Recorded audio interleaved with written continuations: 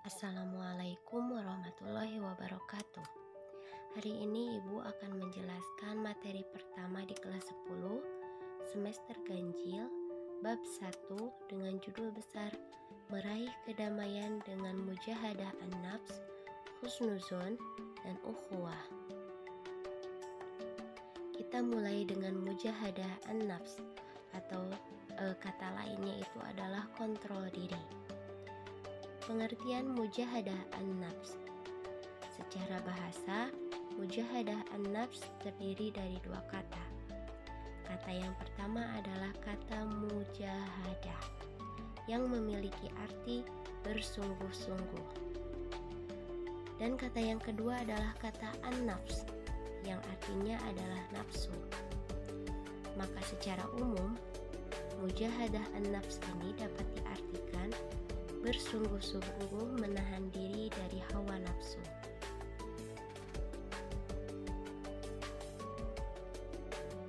Jenis nafsu menurut Al-Quran. Di dalam Al-Quran terdapat 3 nafsu yang diabadikan. Yang pertama adalah nafsu amarah. Nafsu amarah adalah nafsu yang mendorong seseorang untuk berbuat keburukan. Yang kedua adalah nafsu lawwamah. Nafsu ini adalah nafsu yang membuat seseorang menyesal setelah berbuat buruk. Dan yang ketiga adalah nafsu mutmainnah. Nafsu ini adalah nafsu yang tenang. Maksudnya adalah jiwa yang telah mendapatkan ketenangan. Nah, biasanya orang yang memiliki nafsu mutmainnah ini orang yang selalu berpuas diri terhadap pengabdiannya kepada Allah Subhanahu wa Ta'ala. Di antara ketiga nafsu ini ada nafsu yang berbahaya. Nah, nafsu tersebut adalah nafsu amarah. Karena selain kita mendapatkan dosa, kita juga dapat memberikan efek negatif terhadap diri sendiri, lingkungan, bahkan orang-orang di sekitar kita. Selanjutnya adalah dalil Al-Quran tentang mujahadah an-nafs.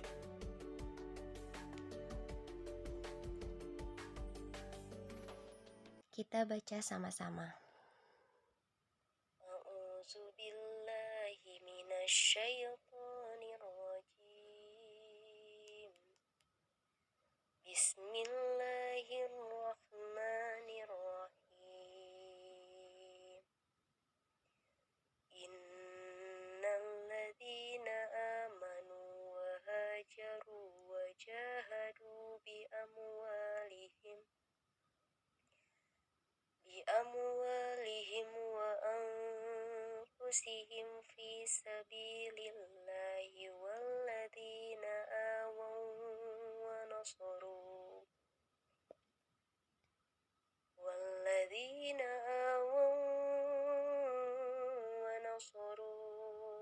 ulaika ba'duhum awliya'u ba'd walladzina amanu wa lam yuhajiru ma lakum min walayatihim min syai'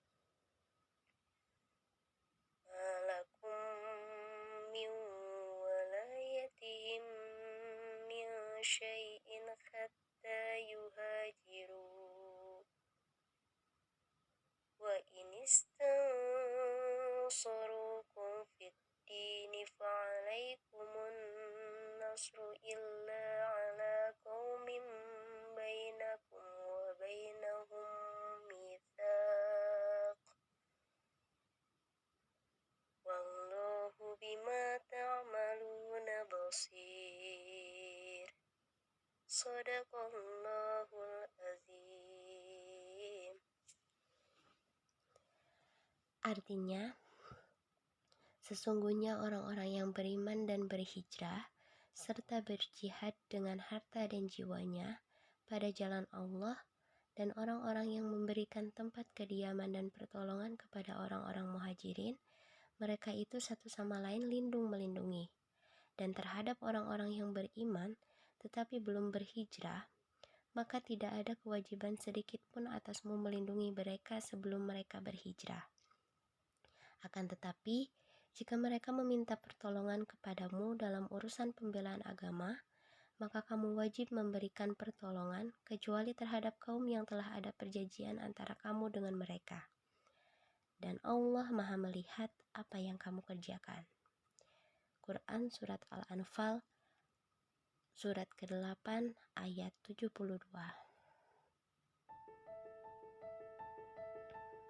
Kandungan ayat dan korelasi ayat dengan kehidupan sehari-hari. Kandungan ayat. Ayat ini berisi tentang yang pertama, perintah berhijrah dari kemungkaran kepada kebaikan. Yang kedua, perintah berjihad di jalan Allah dengan harta maupun jiwa. Dan yang ketiga, perintah saling melindungi dan saling menolong sesama mukmin.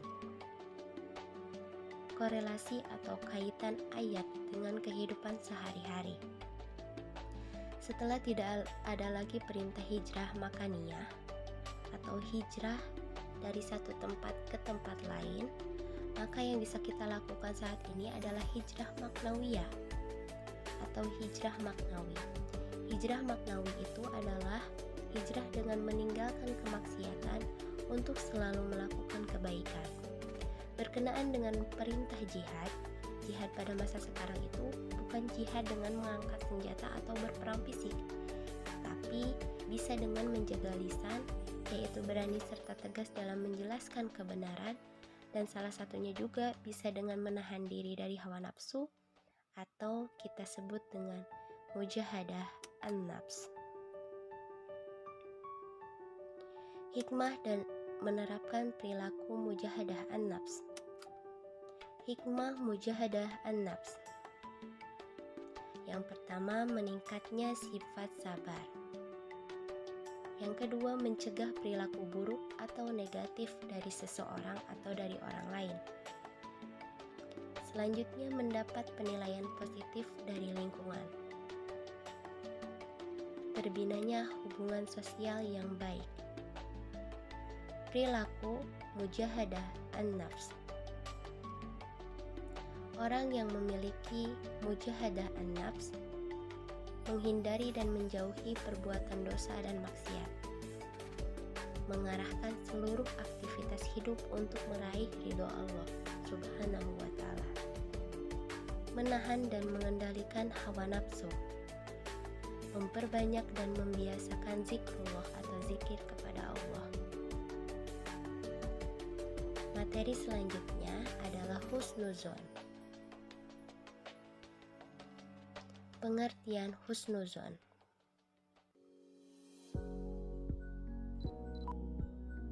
Husnuzon terdiri dari dua kata. Kata yang pertama adalah husnu, yang artinya adalah baik, dan kata zon yang artinya adalah prasangka. Maka husnuzon singkatnya memiliki arti berprasangka baik. Nah, kebalikan dari sifat husnuzon ini adalah sifat su'uzon atau berprasangka buruk. Selain su'uzon, ada juga beberapa sifat lain yang harus dihindari sebagai bagian dari upaya mengontrol diri, yakni ghibah, yang berarti membicarakan dan menyebutkan kejelekan orang lain, dan fitnah, yang berarti menyampaikan berita palsu atau tidak sesuai dengan kenyataan. Husnuzon terdiri dari husnuzon kepada Allah, yakni dalam bertakwa, berdoa, berikhtiar, dan bertawakal. Yang kedua adalah husnuzon kepada orang lain. Dan yang terakhir adalah husnuzon kepada diri sendiri. Sikap-sikap husnuzon. Sikap husnuzon kepada Allah. Yang pertama, selalu yakin bahwa Allah akan selalu memberikan yang terbaik bagi hambanya. Yang kedua, selalu mensyukuri nikmat dari Allah Subhanahu wa Ta'ala. Yang ketiga, bersikap tawakal, sabar, dan ikhlas atas semua cobaan dan ujian dari Allah Subhanahu wa Ta'ala. Sikap husnuzon kepada orang lain. Yang pertama, melihat seseorang dari sisi baiknya. Jadi jangan melihat seseorang dari sisi buruknya atau sisi negatifnya saja. Yang kedua adalah selalu memaafkan dan melupakan kesalahan orang lain terhadap dirinya. Dan yang ketiga, bersikap hormat kepada orang lain tanpa prasangka buruk. Selanjutnya adalah selalu mengingat kebaikan yang dilakukan orang lain. Sikap husnuzon kepada diri sendiri. Yang pertama, yakin mampu melakukan sesuatu dengan usaha sendiri. Yang kedua, selalu yakin mampu menyelesaikan semua masalah dan tidak mudah putus asa. Yang ketiga, bekerja keras untuk mencapai semua keinginan dan meraih cita-cita. Nah, semangat terus anak-anak belajarnya. Selalu patuhi protokol kesehatan dan jaga diri baik-baik. Terima kasih telah menyimak materi hari ini. Mohon maaf apabila ada kesalahan. Wassalamualaikum warahmatullahi wabarakatuh.